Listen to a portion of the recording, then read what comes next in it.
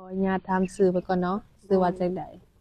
สื่อเจนนี่ชื่อเจนนี่โดยอายุจักปี อายุ23ปีโอ้อายุ23ปีโอ้เป็นผู้สาวโสดแม่นทางผู้สาวเจนนี่นี่อายุ23ปีที่ผ่านมาเคยสร้างครอบครัวบ่เคยโอ้แต่เคยแต่ว่าเลิกลากันไปแล้วอยู่นำกันบ่ได้อืมเลิกกันโดนแล้วบ่3 ปีแล้วอืมปีแล้วแต่ว่ามีลูกมีเต้านำบ่กันบ่มีล่ะเออบ่มีคือลูกเต้านี่บ่มีนำกันเนาะโดยก็คือว่าเลิกกันอย่างถาวรแล้วแม่นบ่โดยอืมย่านว่ายังมีความยังลูกคือแบบเจ้าเนี่ยก็เป็นโสดมา3 ปีเห็นบ่แม่นแล้วคือเจ้าก็เป็นผู้เจ้าผู้งามบ่มีผู้บ่าวเข้ามาจีบบ่มี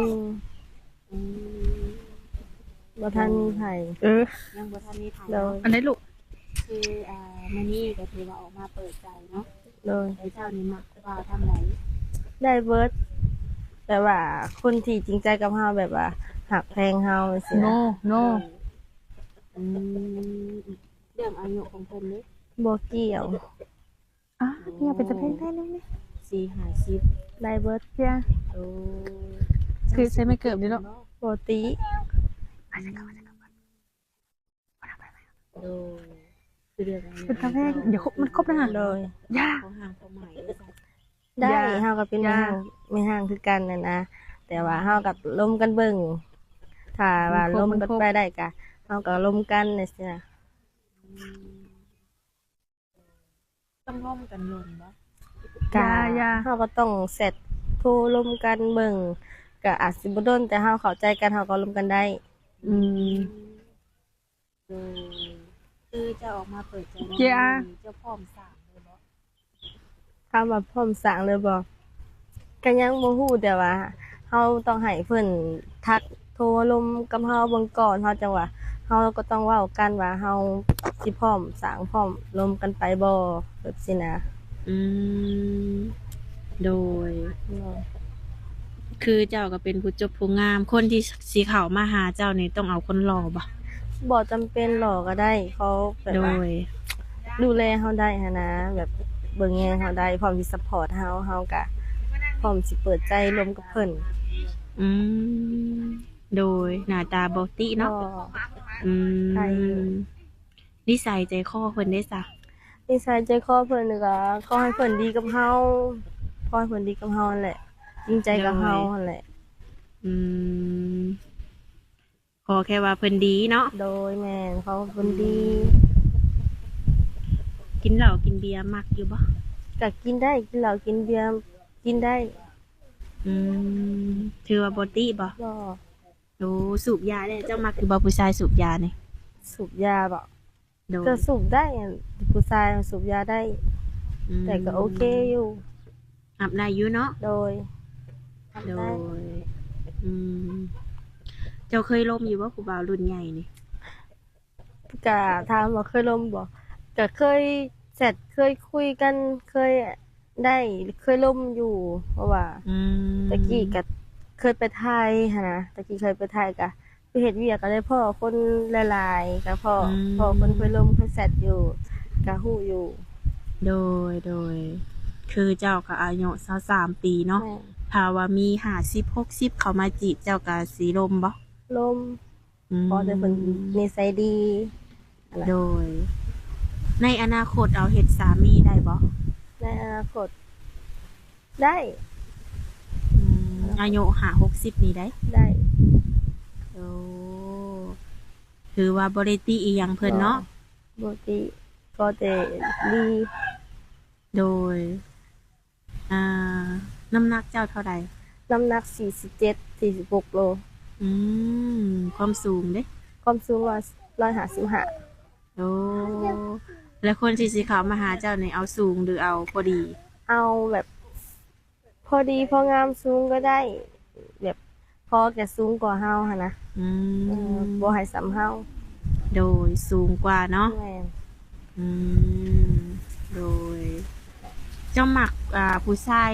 โตใหญ่หรือว่าผอม อันนี้ครับ ได้เบิดบ่บ่บ่จำกัดว่าตุ้ยหรือพร้อมแบบว่าได้เบิดสอง โดย อืม โดยถือว่าเกี่ยวกับนมๆนี่บ่มีข้อติเนาะ บ่มี โอ้โดย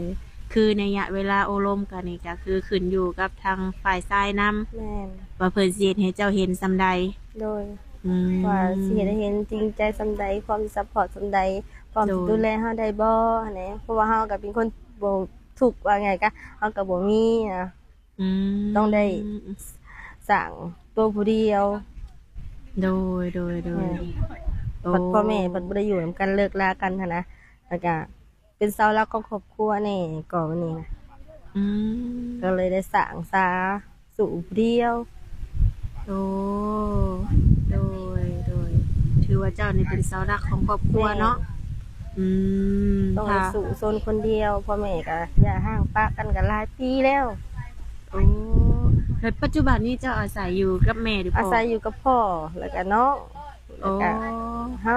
แล้วก็ไปหาเงินเสาหลักของครอบครัว อืม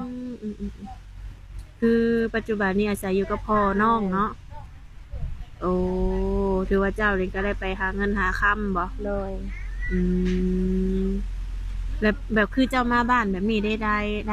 ายนี่มาแต่ทางไรสัก รายได้จ่ายก็คือแบบเฮาไปหาเงินอยู่ไทยแล้วเฮาก็อยากมาพักผ่อนเฮาก็เมื่อยเฮาก็ได้เงินกับได้ใช้ก็ย้อนเฮาไปเฮ็ดงานกรุงเทพเฮาก็อยากมาพักผ่อนอยู่บ้านนะก็ยังบ่ทันได้ไปเสือยังอยู่บ้านยังบ่มีเวียกงานการสานเฮ็ดนะ โดย เออก็เลยอยากลองมาเปิดใจเบิ่งพอได้มีผู้บ่าวต่างประเทศมาดูแลเอาง่ายๆซะเนาะ โดยถามว่ามีคนเขามาหานี่ถามว่าเพิ่นสิดูแลเจ้านี่เจ้าคิดว่าเจ้าสิเอาเดือนละเท่าใด อันนี้เฮายังก็บ่นะฮู้เราบ่แน่ใจเนาะว่าไปก่อนก็บ่ได้ก็ต้องได้ปรึกษาร่วมกับเพิ่นเบิ่งหั่นนะ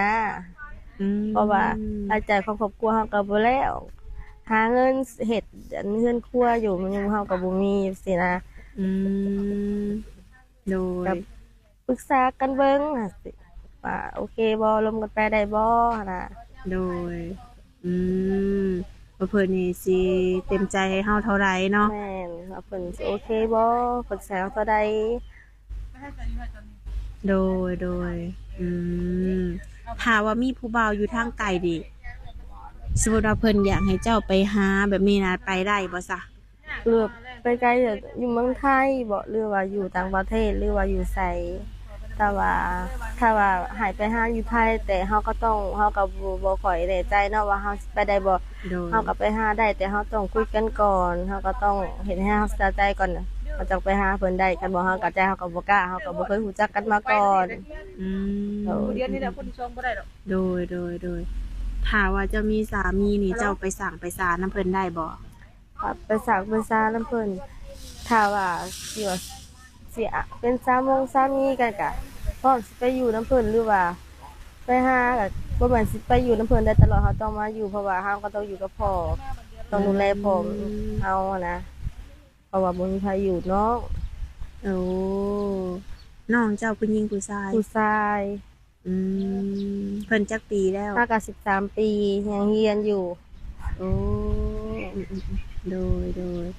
คือคันว่ามีสามีก็ต้องได้เที่ยวไปเที่ยวมา แม่ เนาะ นโดยเที่ยวไปเที่ยวมา อืมแล้วเจ้ายังสิไปไทยอยู่บ่ซะ เรื่องไปไทยนี่ยังบ่มีเวียกงานการเฮ็ดก็เลยยังบ่ทันได้ไปเทื่อบัตรก็เบิดนะยังต้องเฮ็ดบัตรอีกยังบ่ทันได้ไป คือบัตรกับเบิดแม่นบ่ แม่นมาในบัตรเบิดมาได้ตะดนเราแล้วก็ยังบ่ทันได้ไปต้องไปเฮ็ดปุ๊กเฮ็ดบัตรอีกยังบ่มีเวียกงานการเฮ็ดนะ โดยถ้าว่าไปจะต้องได้เฮ็ดบัตรใหม่แม่นบ่ แม่ต้องไปเฮ็ดบัตรใหม่ โอ้โดย แต่ก็ยังสิไปอยู่แม่นบ่ โดยไปอยู่ เอาถามว่ามีผู้บ่าวแบบเจ้าบ่ต้องไปเด้อข่อยสิรับเลี้ยงตัวเองนี่ เจ้าสิอยู่บ่ ก็อยู่แล้วเนาะ อยู่แล้วถ้าเพิ่นนั่นว่าสิว่าอยากมาหาหรือว่าเพิ่นดูแลอยากดูแลก็มาหาได้อยู่เรือนหั้นนะ อืม มาได้ มาหาได้เนาะ โดยมาได้ อืม เพิ่นสิดูแลกับมาเที่ยวมายังได้ โดยถ้าว่าเพิ่นมาหาเจ้าสิพาเพิ่นไปเที่ยวใส่ ถ้าเพิ่นมาเพิ่นบ่ไปเที่ยวไสรถรางก็บ่มีรถใหญ่ก็บ่มีแต่ก็ อืม เพิ่นสิไปเที่ยวไสถ้าว่าเพิ่นเอารถส่วนตัวเพิ่นมาบ่ก็สิได้พาก็ไปเที่ยวสวรรค์เขตหรืออยู่แถวนี้แหละ อืม อยู่เวียงบ่หรือว่าอยู่เวียงจันทน์บ่หรือสิไปไสหันนะ โอ้โดยถ้าว่าเพิ่นอยากไปไสเจ้าก็สิพาไปเนาะ โดย ถ้าว่าเพิ่นนี่เอารถส่วนตัวมาเนาะ โดย อืมคือแต่ละปีเจ้าก็ได้เฮ็ดไร่เฮ็ดนาบ่ ฮะ แต่ละปีเฮ็ดนาอยู่บ่ แต่ละปี ปีก่อนน่ะเฮ็ดแต่ปีเมื่อกี้นี่บ่ได้เฮ็ดเพราะว่าพ่ออยู่ผู้เดียวบ่มีไผเฮ็ด อืม ก็เลยไปซื้อข้าวกินเอาเพอปากกับ2ปากได้มีแต่พ่อกับน้องตะกี้ อืมบ่ได้ค่อยกินข้าว ซื้อเอาเนาะ โดยซื้อข้าวกิน สอบหนึงเท่าใดก็ สอบหนึ่งบ่ฮู้เด้เพราะว่าบ่ได้เป็นคนซื้อเพราะอีพ่อซื้อน่ะสอบหนึ่งเขาบ่ฮู้ว่าเท่าใด อืม ก็เลยบ่ฮู้มีแต่ว่าเอาเงินให้เพิ่นซื้อมีแต่ลงตลาดซื้อมาอยู่ของกินมาให้เพิ่นน่ะเรื่องเขาอะบ่ได้ค่อยอยู่บ่ค่อยนั่นมีแต่พ่อเพิ่นไปซื้อบ่ฮู้ว่าสอบเท่าใด โดยแบบภายในเฮือนชานเจ้านี่เฉพาะได้ซื้อข้าวหรือว่าซื้อแนวอยู่แนวกินนี่เดือนหนึงเบิดเท่าไหร่ โอ้มันหลายเด้เดี๋ยวนี้เนาะเงินก็คือเงินเฟ้อแหละ1,000ก็ไปตลาดก็บ่ได้ค่อยได้อีหยัง อืมโด บ่ ย ค่อยได้หยังของแพงเดี๋ยวนี้นะ อืม ไปตลาด 6-7 แสนนี่เนาะบ่ได้หยังได้แต่ซีนหมูได้แต่ผักหญ้าค่าขิงมา โดยก็แม่นความเจ้าเนาะเครื่องของมันก็แพงเนาะทุกมื้อนี่อืมโดยคือถ้าว่าสิมีผู้บ่าวเข้ามาหาเนาะก็ขอเป็นคนที่ว่าพร้อมดูแลเนาะ ดูแลพร้อมซัพพอร์ตดูแลเฮาแหละเฮาก็บ่ได้มีไผเฮาก็หาคนเดียว โดย เฮาก็บ่มีเฮาก็ได้สร้างสาคนเดียวเฮานะ โดย เก็บกำไปพอได้ใช้ โดยถ้าว่าเพิ่นเสนอดูแลนี่แต่ว่าเพิ่นอยากได้เจ้าเป็นสู่เป็นแฟนแบบนี้ได้ซะโอเคบ่ โอเคเพิ่นอยากได้เป็นสู่เป็นแฟนกับโอเคได้ อืมได้เนาะ โดย อืมโดยถือว่ามื้อนี้ก็ออกมาเปิดใจเป็นครั้งแรกเนาะ โดย แบบว่าผู้ชายแบบได้ที่เจ้าบ่มักเลยจ้ะ แต่แบบผู้ชายที่แบบว่าผู้ชายที่เห็นแก่โตวมักที่ผู้ชายที่ว่า ดูแลเอาใจใส่เอ็นดูเฮาพร้อมซัพพอร์ตบ่แยงเฮาหั้นนะ อืม พอได้ซำนี้ซื่อ โดยในส่วนที่บ่มักเลย ๆส่วนที่บ่มักแบบว่าคิดแต่อยากได้เฮาแต่ว่าบ่ค่อยอยากดูแลใส่ใจเฮาบ่พร้อมที่อยากซัพพอร์ตเฮาหั้นนะเฮาบ่มักอันนี้คิดแต่อยากได้เฮาหั้นนะ โดยมีแต่ว่าอยากได้อย่างเดียว โดย แต่ว่าบ่พร้อมจะดูแลซัพพอร์ตเฮา โดย แบบนี้คือบ่มักเนาะ โดย โอ้โดยคือสมมติว่าโอ้ลมกัน 2-3 เดือนแบบนี้ถ้าว่าเพิ่นอยากมาห้องมาขอก็เอาบ่ เอา อืม ก็พร้อมอยู่ถ้าเพิ่นพร้อมสิดูแลเปิดใจอะนะแล้วเพิ่นสิอยากได้เฮาก็พร้อมเปิดใจให้เพิ่น อืมแล้วแบบคือแบบเจ้ามักผู้บ่าวเฮ็ดเวียกเฮ็ดงานหยังซะ ผู้บ่าวที่เฮ็ดงานหยังก็บ่ได้ติว่าเพิ่นเฮ็ดเวียกเฮ็ดงานหยังนะ อืม บ่ติเพิ่น โดย ขอแค่ว่าเพิ่นเข้ามาหาเฮาแหละ ดูแลเฮาได้เนาะ ดูแลเฮาได้หรือว่าซัพพอร์ตเฮาเบิ่งแยงเฮาคือแบบนี้แหละเฮาก็ อืม ค่อยมีไผ โดย สาวเดียว อืม เสาหลักของครอบครัว โดยอืมถ้าว่าเพิ่นมีลูกติดได้ซะเจ้าโอเคบ่ โอเคได้ลูก อื ติด มเจ้าสิบ่รังเกียจเพิ่นบ่ หักแพงคือเก่า อืม ลูกเพิ่นก็คือลูกเฮาสมมุติว่านะ โดย อืมก็ถือว่ารวมๆแล้วเกี่ยวกับหนุ่มๆนี่เจ้าบ่มีข้อติได้เนาะ ก็คือมีแต่ว่าข้อที่เจ้าติก็คืออยากได้แต่เฮาเนาะ โดย อยากได้เป็นชูเป็นแฟน แต่ว่าบ่พร้อมดูแลเฮา เออ แบบนี้ถือว่าบ่มักเนาะ เออ ส่วนที่ว่าเพิ่นกินเหล้ากินเบียร์สูบยานี่ก็ได้อยู่เนาะ ได้ โดยส่วนตัวเจ้านี่มักไปดินไปเที่ยวอยู่บ่ ถ้าว่ามักปีนไปเที่ยวบ่ไปแต่ส่วนเป็นงานเป็นการคือว่าหมู่แต่ว่าส่วนไปเที่ยวกินเหล้านี่จะอยู่ห้านนั่งชิลร้องเพลงกะไปนำหมู่ อืมก็ไปอยู่เนาะ โดยไปอยู่ โดยคือแบบสถานที่อยู่ลาวเนี่ย เจ้าอยากไปเที่ยวใส่ได้ที่สุด อยากไปเที่ยวใส่บ่มีบ่อนอันมักแต่ว่าให้ไปน่ะไปได้ แต่ก็เป็นคนที่มักเที่ยวแบบท่องเที่ยวอยู่แล้วไปได้เบิดนะ โดยโอ้ไปได้ทุกที่เนาะ โดยไปทุกที่ ถ้าว่ามีคนพาไปอะเนาะ โดยไปได้เบิด โดยโดยถือว่าฐานะครอบครัวเจ้ากะปานกลางแม่นบ่ โดย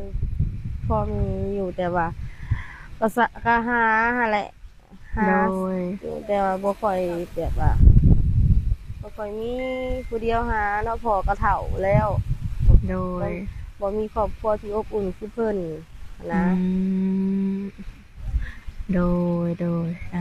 ก็คือ ปัจจุบันในทางพ่อเพิ่นอายุจักปี พออายุ40ปลายปีนี่แหละ40ปลายปีเกือบ50แล้วเป็นกระเฒ่าแล้ว โดย เพิ่นก็คือสิอยากได้ลูกเคยแล้วล่ะเนาะ อืมอยากได้นะอยากให้ลูก โดย เป็นครอบเป็นครัวแล้วพอก็ได้ เฒ่าเลยเด้ ก็คือสิอยากได้ลูกเคยมาพาหาพาสร้างเลยเนาะ โอ้ โดยมื่อนี้ก็ถือว่าทั้งเฮาก็มาเปิดใจทางเจ้าเป็นครั้งแรกเนาะ โดย แต่มีแต่ว่าสิขอโจคลิปไว้เพียงสำนี้ก่อนเนาะ โดย เป็นไรก็ให้คนพักคนวางให้คนโอ้คนดีๆเขามาในชี โด วิตเนาะ ยโดย โดยถ้าว่ามีหยังเพิ่มเติมทางทีมงานเขาก็สิได้มาหาใหม่เนาะเสมอ แมน โดยเอาไว้พบกันในคลิปหน้าเด้อ โดยสบายดี โ